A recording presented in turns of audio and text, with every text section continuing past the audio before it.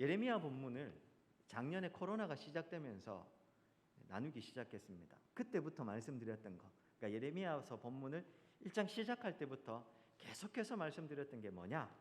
하나님의 심판으로 남쪽 유다 왕국이 멸망하게 된다. 예레미야는 계속해서 그 메시지를, 하나님이 주신 메시지를 외쳤습니다. 오늘 읽으신 본문에 보시면 드디어라고 해야 될까요? 결국이라고 해야 될까요? 유다 왕국이 멸망하는 내용이 그려지고 있습니다. 때때로 더디게 느껴지고 때때로 비현실적으로 느껴질 수 있지만, 그러나 하나님의 말씀은 진리이고 때가 되면 반드시 성취가 됩니다. 반대로 우리의 눈에 그렇게 확실하게 보이는 세상의 것, 이 세상의 모든 것들은 하룻밤의 꿈처럼 아침 안개처럼 한순간에 사라질 수 있음도 우리가 절대로 잊지 않고 또 이 말씀을 통해서 기억해야 할 것입니다. 본문 좀 보시겠습니다. 먼저 오늘 본문 1절부터 3절까지 보시면은요, 시드기야 왕 11년, 즉위한 지 11년 제4월 9일에 남유다 왕국이 멸망하고 있고, 그 와중에 3절에 보면은 바벨론 제국의 고관들이 예루살렘 성을 점령하고 앉아 있는, 이 성문에 앉아 있다는 게요, 상징적으로 이 성을 점령했다는 이야기거든요. 그런 모습이 그려집니다. 본문 보십시오. 1절. 유다의 시드기야 왕 제9년 열째 달에, 그러니까 즉위된 지 9년 열째 달 9년 10월부터 바벨론 왕 느부갓네살의 예루살렘 침공, 특별히 네 번째 침공이었습니다. 시작됩니다. 그 모든 군대가 예루살렘을 에워싸고 치더니, 2절입니다. 시드기야의 제11년 넷째 달 아홉째 날, 그러니까 11년 4월 9일이죠. 9년 10월부터요 11년 4월 9일이니까 1년 6개월 18개월간의 기간이 됩니다. 그 기간 4월 9일 날에 성이 함락되니라. 예루살렘이 함락됨에 3절 보십시오. 바벨론의 왕의 모든 고관이 나타나 중문에 앉으니 곧 네르갈살레셀 삼갈레브 네시양 쌀스김이 거기에 앉아 있었다고. 그 외에도 다른 고관들도 다 나와 있습니다. 여기 특별히 이야기하는 이들이 앉아 있는 이 중문이 어딘지는 정확하게 알려져 있지 않습니다. 다만 이 말 그대로 가운데 있는 문이다 하는 거 보면 예루살렘 중심부에 있는 어느 문 중에 하나였을 거고, 상징적으로 예루살렘 전체가 다 이 수중에, 바벨론 군대의 수중에 함락되었다 보여주는 것 같습니다. 특별히요, 이 본문에 등장하는 인물 중에 바벨론의 고관들 중에서 네르갈살레셀이라는 이 인물은 나중에 바벨론 왕국의 왕이 되기도 합니다. 이 네르갈살레셀의 사위가 누구냐 하면, 이 처남이 누구냐 하면 에밀무로닥이라고 하는 바벨론 왕이었거든요. 그러니까 이 네르갈살레셀의 처남이었던 에밀무로닥이 바벨론 왕의 사위가 되고 왕이 됩니다.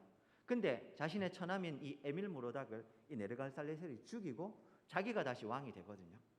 아무튼 굉장히 유명한 이 바벨론 제국 역사에서는 인물인데, 그와 함께 고관들이 다 등장하고 있는 것입니다. 자막입니다. 예레미야서 1장 14절과 15절에 보면은요, 우리가 처음에 이런 본문을 나눠 썼습니다. 자막입니다. 예레미야 1장 14절 15절. 여호와께서 내게 이르시되 재앙이 북방에서 일어나 이 땅의 모든 주민에게 부어지리라. 내가 북방 왕국, 여기서 바벨론 제국이죠, 모든 족속들을 부를 것인즉 그들이 와서 예루살렘 성문 어귀에 각기 자리를 정하고 그 사방 모든 성벽과 유다 모든 성읍들을 치리라. 여호와의 말이니라. 1장에서 하나님이 하셨던 말씀이 드디어 결국 마침내 임하고 있습니다.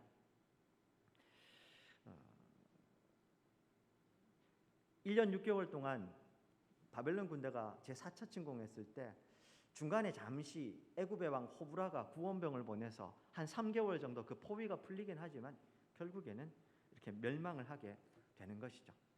우리가 앞에서부터 봤던 내용들을 좀 생각을 해보면요, 예레미야가 처음 사역을 시작했던 데가 언제입니까? 요시야 왕 제13년 BC 627년. 근데 오늘 시드기야 왕 제11년 멸망하고 있을 때가 BC 586년, 약 40년 정도의 세월이 지나가고 있습니다. 처음 예레미야가 하나님 앞에 부름을 받았던 요시야 왕 제13년은요 한참 이 유다 왕국 내에 부흥의 기운이 감돌던 때였습니다. 요시야 왕이 아주 어린 나이 8세의 왕에 즉위해서요. 즉위한 지 제12년 요시야 왕 12년부터 본격적인 종교개혁을 시작하거든요. 근데 시드기야가 13년째 부름을 받았기 때문에 이제 막 종교개혁, 종교 부흥이 일어나고 있는 상황. 아마도요, 처음 사역을 시작했을 때 예레미야의 메시지는 환영받았을 겁니다. 많은 사람들이 오히려 이 예레미야의 메시지를 들었을 겁니다. 그렇지 않습니까? 그런데 잘 아시는 것처럼 BC 609년 요시야 왕이 즉위한 지 31년 차에, 그러니까 거의 요시야 왕이 종교개혁을 시작하고 18년, 여기 20년이 지나던 시점에 즉위 31년 차에 전사하게 되죠. 바로 이 애구방 전투에서, 무기토 전투에서, 느고와의 전투에서 전사하게 됩니다. 아시는 것처럼 요시야 왕이 사후에 죽고 나서 여호아스, 여호야김, 여호야긴, 시드기야까지 이어지는 4명의 왕들은 요시야 왕과는 딴판의 길을 갔습니다. 그들은 오히려 하나님의 말씀에 귀 기울이지 않고 이방 나라들을 더 의지하고 우상들을 숭배했으며 거짓 선지자들의 이야기에 귀 기울였습니다. 그러니 예레미야를 포함한 참된 하나님의 말씀을 선포하는 사람들의 이야기들은 귀 기울여 듣지 않았고, 그래서 예레미야가 그 수많은 고초를 당했던 겁니다. 예레미야의 사역 인생, 이 나라가 망하는 이때까지 40년 정도로 놓고 보면요, 첫 번째 20년은 예레미야는 꽤 이 호의적인 분위기 속에서, 많은 사람들이 환영하는 분위기 속에서 하나님의 메시지를 전했을 겁니다. 그리고 나머지 후반기 이 20년은 반대로 극심한 반대에 직면하는 가운데 말씀을 전했습니다. 하나님의 말씀은 40년 동안 한결같았습니다. 문제는 시대가 변한 겁니다. 근데 그 변하는 시대에 거짓 선지자들은 그 말씀의 노선을 바꾸죠. 근데 예레미야는, 아니 사실은 하나님은 한결같이 하나님 당신의 말씀을 전하신 겁니다. 시대가 바뀌든 어찌하든 간에 한결같이 하나님의 말씀을 전했고 40년이 지나서야 그 말씀은 그대로 성취되는 겁니다. 새해 섬김이 임명을 합니다만, 교회에 연말이 되면 우리 당회원들과 함께 모여서 내년도 어떻게 세워갈까 이런저런 궁리를 하다 보면은요, 참 고민되는 때가 많습니다. 어떤 게 제일 고민되냐 하면, 하나님의 말씀과 복음이 이야기하는 가치는 선명한데 이걸 실제로 우리 군위 장로교회라는 현장에 적용할 때는 늘 고민이 되고, 현장을 고민하고 또 고려하지 않으면 안 되는 겁니다. 그렇지 않습니까? 그러다 보니까 이런 것도 고려하고 저런 것도 고려하고 그렇게 합니다. 그래서 그 두 가지의 차이에서 고민이 늘 생기게 마련입니다. 문제는 이걸 적용할 때 어느 선까지 적용할까 하는 겁니다. 상황은 늘 급변하기 때문에 이걸 적용을 할 때 늘 고민을 해야 하는 거군요. 원칙이 있습니다. 상황이 바뀐다고 해서 복음이 말하는, 말씀이 말하는 이 근본 방향 자체와 그 뜻을 훼손하거나 왜곡해서는 안 될 겁니다. 말씀이 이야기하는 방향과 그 가치는 지켜나가되 현장에서 적용할 때는 충분히 상황을 고려하고 성도들의 이 삶도 고려한 다음에요, 시간을 조금 늦출 수도 있고 조금 강도를 약하게 할 수도 있습니다. 그러나 방향 자체를 바꾸고 말씀, 상황 때문에 말씀을 바꾸는 건 있을 수가 없습니다. 당회의 고민도 그렇지만 이것은 당회의 고민만은 아닐 거라고 생각합니다. 교회의 고민만은 아닐 겁니다. 우리 살아가는 모든 인생들의 고민이 그렇죠. 하나님의 말씀은 너무 선명합니다. 늘 말씀드리지만 신앙생활에서 말씀이 어렵지 않습니다. 하나님의 말씀 어려운 게 뭐 있습니까? 말씀이 이야기하면 순종하면 그만입니다. 문제는 그걸 순종하려고 보니까 내가 너무 어려운 겁니다. 내가 내 욕심도 죽여야 되고 내 자존심도 내려놔야 되니까 내가 어려워서 하나님의 말씀이 어려울 뿐 하나님 말씀 자체가 어려운 건 아니지 않습니까? 우리도 사실은 그 하나님의 말씀은 선명한데 그걸 내 삶의 현장에서 적용하는데 어려움을 겪기 마련이라는 것이죠. 40년 동안 예레미야는 극적인 두 번의 이 전반기 후반기가 나누어지지만 한결같이 말씀을 전합니다. 그리고 그 말씀은 드디어 성취가 됩니다. 변하는 시대에 불변하는 하나님의 말씀을 붙잡는 저와 우리 성도님들이 되시면 좋겠습니다. 특별히요, 이 남유다 왕국이요, 이 오늘 본문에서 멸망하는 것을 통해서 장장 400년 가까이 이어오던 다윗의 왕조가 역사적으로 사라지게 되는 겁니다. 하나님께서 다윗을 통해서 그 왕국을 세우신 다음에요, 사무엘서의 그 이야기부터 400년이 흐른 시점, 장장 400년, 그 유구하던 하나님의 도성이, 예루살렘이 함락되고 다윗의 왕조는 사라지게 됩니다. 근데 그 기간 동안 얼마나 많은 일이 있었습니까? 불순종할 때마다 하나님은 끊임없이 당신의 사람들을 보내서 그들을 회유하고 또 그들을 또 설득하시고 돌아오게 하셨습니다. 우리가 생각하는 제일 대표적인 두 가지 사건 정도가 있을 겁니다. 제일 큰 사건으로는요, 히스기야 왕 시대의 이야기. 북쪽에 있는 아수르 왕국이 일어나서 북쪽 이스라엘 왕국을 멸망시킨 다음에 남쪽 유다 왕국까지 압박하는 상황에서요, 유다 왕국이 거의 멸망할 뻔합니다. 그때. 그러니까 오늘 본문으로 기점으로 약 120년, 130년 전 이야기입니다. 그러나 그때 하나님이 히스기야 왕 때 기도를 들으시고 살려주시죠. 그리고 가깝게는 예레미야의 시절에 오늘 본문의 사건이 있기 전에 바벨론 왕국은 3번에 걸쳐서 더 이전에 침략을 했었습니다. 그때마다 하나님은 이스라엘 백성들을, 남유다 왕국을 구원해 주셨습니다. 그래서 그랬을까요? 유다 왕국의 사람들은 이 하나님의 구원을, 자신들은 하나님의 백성이기 때문에 자신들이 무슨 일을 해도 절대로 망하지 않는다고 생각했던 것 같습니다. 제가 가끔 말씀드렸죠.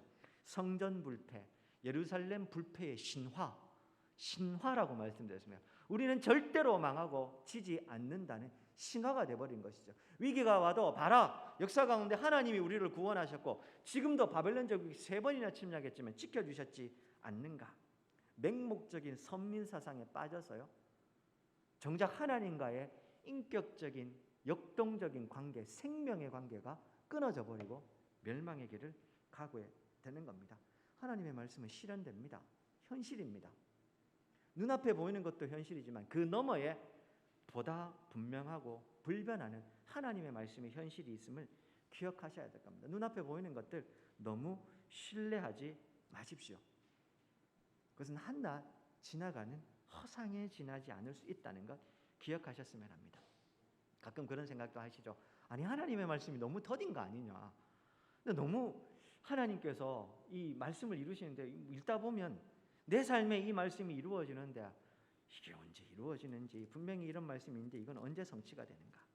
이스라엘 백성들의 이 역사만 봐도, 우리 예레미야서만 봐도 40년 동안이나 예레미야가 말씀을 외치는데 이제야 성취가 됩니다. 말이 40년이지 40년이 짧은 시간은 아니지 않습니까? 그렇게 생각되십니까? 반대로 보셔야죠. 40년간이나 하나님은 그들을 기다리고 참으셨던 겁니다. 끊임없이 그들을 부르시고 계속해서 설득하셨던 겁니다. 하다 안 돼서 그들이 멸망하게 되는 겁니다.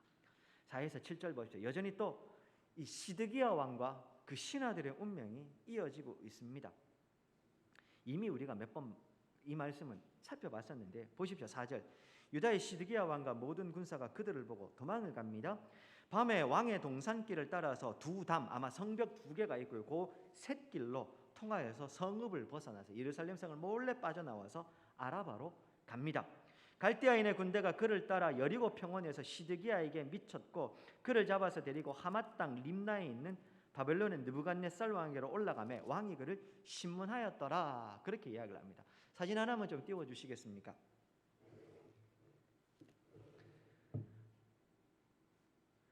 보이시는지 잘 모르겠습니다. 제가 이 사진 제일 여러분들이 보시기에 제일 아래쪽에 예루살렘이라고 적혀 있는데요. 그 예루살렘에서 그 파랗게, 혹시 잘 안 보이시네요. 저도 잘 안 보이니까. 그 올라가는 그 길까지, 거기 그 예루살렘의 여리고라고 있죠.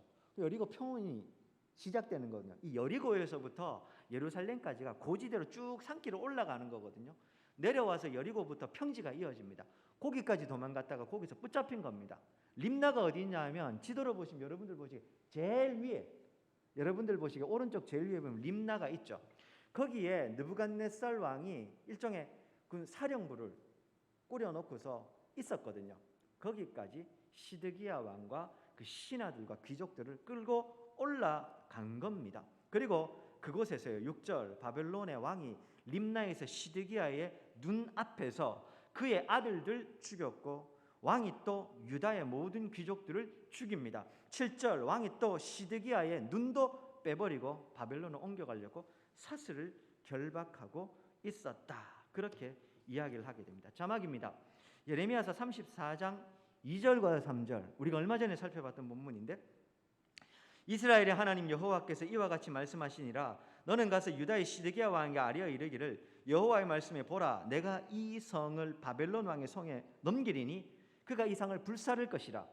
네가 그의 손에서 벗어나지 못하고 반드시 사로잡혀 그의 손에 넘겨져 네 눈은 바벨론 왕의 눈을 볼 것이며 그의 입은 네 입을 마주대하여 말할 것이요 너는 바벨론으로 가리라. 하나님이 시드기야 왕의 운명에 대해서 예레미야를 통해서 이미 말씀하셨고 그게 지금 그대로 성취되고 있는 겁니다.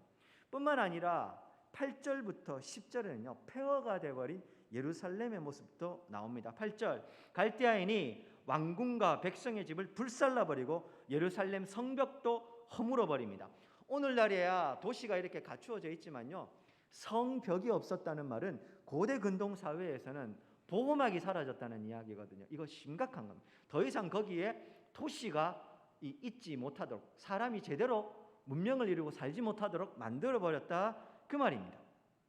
뿐만 아니라 9절 사령관 느부사라단이 성중에 남아있는 백성과 자기에게 항복한 자 그 외에 남은 백성을 잡아서 바벨론으로 포로로 끌고 갑니다. 마지막 10절 사령관 느부사라단이 아무 소유가 없는 빈민을 유다 땅에 남겨두고 그날의 포도원과 밭을 그들에게 주었다. 그렇게 이야기를 합니다. 열왕기하 25장에도 보면요 이 이야기를 이렇게 표현하고 있습니다. 자막입니다. 바벨론 왕 느부갓네살의 19째 해 5월 7일에 바벨론 왕의 신복 시위대장 느부사라단이 예루살렘에 이르러, 그러니까 점령한 다음에요 4월 9일날 점령이 되고 그리고 이제 5월달까지 군대가 들어가서 이 작업을 한 것이죠.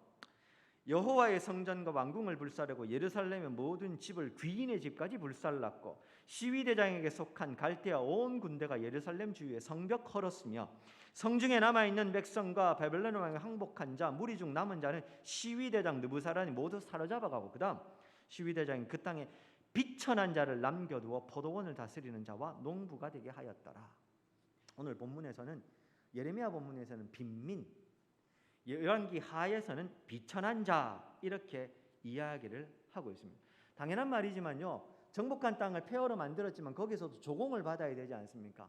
포도원도 있고 밭도 남아 있으니까 거기다가 사람은 남겨둬야 되는데 똑똑한 사람들, 귀족들, 이런 사람들 남겨두면 세력을 그 앞에서 반란을 일으킬 수 있으니 빈민 혹은 비천한 자를 남겨서 농사만 짓게 하는 겁니다. 그 땅을 유지하고 조공도 받아야 되니까요. 하지만 이게요 여기에 귀족들이 다 끌려가서 죽고 포로로 끌려가고 아무것도 가지지 않은 빈민 혹은 비천한 자가 남았다는 건 또 다른 하나님의 교훈도 하나 있습니다.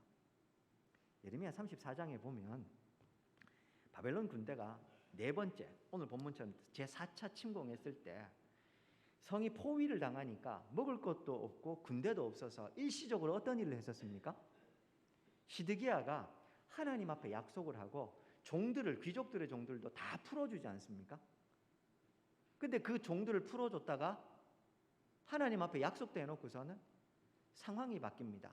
그게 그런 상황이었죠. 애국 군대가 잠시 애국 왕 바로 호브라가 구원병을 일으켰을 때 잠시 포위를 풀고 이 호브라를 맞대어 싸우러 바벨론 군대가 나갔을 때 3개월 정도 포위가 풀렸을 때 상황이 바뀌자 예루살렘의 이 귀족과 이 시드기야 왕이 하나님 앞에 약속하고 풀어줬던 귀족들을 다시 다 불러들입니다. 그렇죠? 하나님 앞에서 그들이 얼마나 불의했는지를 보여주는 단편적인 사건 예레미야 34장에 나왔습니다. 제가 이 말씀을 왜 드리느냐? 원래 유목민이었던 이스라엘 백성들이요 가나안 땅에 정착하면서 그들의 탐욕과 불의함의 이 한가운데에 땅이 있었습니다. 땅을 경작해야 되면 자기가 혼자 못하고 노예들, 종을 부려야 되지 않습니까? 포도원과 밭으로 대표되는 이 땅을 경작하자 이 욕심이 생겼고 그 땅이 그들의 욕심을 대표하는 수단이 되어버린 겁니다. 원래 가나안 땅은 누구 겁니까? 하나님 것. 하나님이 그들에게 기업으로 무상으로 나누어 주신 땅. 하나님이 주신 그 기업은 절대로 누구도 침해할 수 없는, 희년이 되면 그것은 원래 주인에게로 다 돌아가야 되는 것이었는데 이스라엘은 역사상 단 한 번도 이 희년을 하나님 앞에 지킨 적이 없습니다. 그들의 탐욕이 어떠했는지 보여주는 것이죠. 부당하게 땅을 차지하고 빼앗았고 그들의 탐욕 채워갔던 겁니다. 그러니 이스라엘 백성들, 이 부자들, 귀족들이 땅을 많이 가지고 있고 했다는 건 그들의 불의함과 탐욕을 상징적으로 보여주는 거고 하나님은 그것을 징계하신 겁니다. 이런 겁니다. 당시 유다 사회에 고착화되어 있었던 불의한 사회 질서를 하나님이 한순간에 뒤집어 버리신 겁니다. 그들을 철저하게 징계하시고 심판하시는 것의 하나의 내용인 것이죠. 오늘 이렇게 예루살렘은 멸망을 하게 됩니다. 말씀을 맺겠습니다. 사랑하는 여러분, 오늘 본문의 7절에 보시면 바벨론 왕이 시드기야를 끌고 간 다음에 그 눈앞에서 아들과 신하들 다 죽이고 시드기야 왕은 어떻게 합니까? 눈을 뽑습니다. 고대 근동사회에서요, 종의 눈을 뽑는 것, 이 눈을 두 쪽 눈 다 뽑았는지 한쪽 눈만 뽑았는지 보통은 한쪽 눈 뽑았다고 합니다. 왜냐하면 노예들이 주인을 배반했을 때 그 배반에 대한 벌로 노예들 눈을 한쪽 눈을 뽑았다고 합니다. 두 쪽 눈 다 뽑으면 일을 못하니까요. 그래서 본보기를 삼았다고 합니다. 원래 이 시드기야 왕이 어떻게 세워진 왕이었습니까?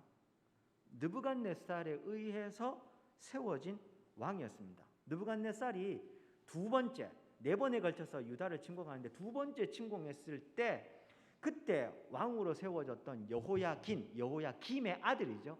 여호야김이 3개월 통치를 하자 그때 와서 이 여호야김을 폐위시켜버리고 시드기야를 여기에 앉힌 거였습니다. 다시 말하면 시드기야 왕은 느부갓네살 왕의 일종의 봉신과 같은 위치였던 겁니다. 신하였단 말입니다.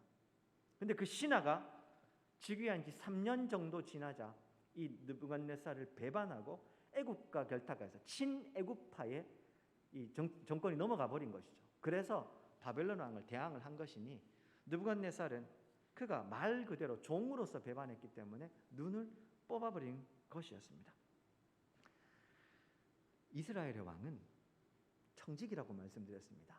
세상 사람들처럼, 세상의 다른 왕들처럼 군림하고 통치하는 왕이 아니라 하나님께서 주신 은혜를 따라서 하나님의 백성들을 하나님의 정의와 공의 잘 이루어질 수 있도록 청직으로서 그들을 다스리는 사람이 이스라엘의 왕이었습니다. 당연히 하나님의 말씀을 들어야죠. 이스라엘의 왕이 하나님의 말씀을 듣지 않고 이방 왕의 이야기를 듣고 그의 종이 되자 결국 그는 눈이 뽑히고 포로로 끌려가는 비참한 신세가 되어버린 겁니다. 사랑하는 여러분, 진짜 생명이 어디에 있습니까? 정말 생명은 하나님의 말씀에 있음을 우리가 좀 기억했으면 합니다. 코로나19 상황 이후에요, 이 우리나라뿐만 아니라 지금 전 세계적으로 가속화되고 있는 게 뭐냐 하면 빈부격차. 가진 사람은 더 많이 가지고 그렇지 않은 사람은 더 잃게 되는 이 구조가 가속화되고 있고 고착화되고 있다고 이야기를 합니다. 그리고 그 상황의 한가운데 뭐가 있냐 하면 배금주의라고 하죠. 물질 숭배 사상. 돈이면 전부다. 우리나라 사회도 사실 심각하지만 전 세계적으로 돈이 전부다. 이것이 심각하게 자리를 맺고 있습니다. 그리고 그 돈의 이름 앞에는요, 힐링이라는 이름으로 혹은 여러 가지 이름으로요, 우리에게 다가와서 우리의 마음을 계속해서 흔들어 놓고 있습니다. 당연히 그 상황 가운데서는요, 탈종교화, 그다음에 기존의 가치들이 붕괴되니까 기존의 교회들이 이야기했던 모든 가치들이 다 무너지고 있는 상황을 직면하고 있습니다. 예레미야처럼요, 호의적인 분위기 가운데서 갑자기 전혀 다른 분위기로 상황이 바뀌고 있습니다. 상황을 보고 우리가 하나님의 말씀을 바꾸어야 될까요? 그럴수록 한결같이 하나님의 말씀을 가지고 나아가야 될까요? 교회가, 성도는 하나님의 말씀을 붙잡고 그 하나님의 말씀을 한결같이 지키는 것, 그것이 성도고 교회여야 합니다. 거기에 참된 생명의 길이 있습니다. 2021년도 한 해도 우리 그렇게 노력하며 살아왔습니다. 2022년도에도 여전히 코로나 상황은 지속된다는 이야기를 듣습니다. 여전히 우리가 하나님의 말씀에 깨어 근신하며 한결같이 이 하나님의 말씀 붙잡고 나아가는 우리 모든 성도님 되시기를 주의 이름으로 축원드립니다.